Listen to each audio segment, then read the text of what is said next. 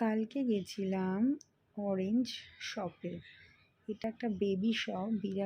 বিরাটি বণিক মোড় থেকে এগিয়ে যে বাস স্ট্যান্ডটা আছে বিরাটি, তার অপোজিটে অরেঞ্জ শপ। তো এখানে বাচ্চাদেরই সব কিছু পাওয়া যায়। কালকে গেছিলাম তোজোর দোলনা কিনতে, আরও টুকিটাকি অনেক কিছুই কিনেছি। তো খুবই ভালো লাগলো এখানে গিয়ে।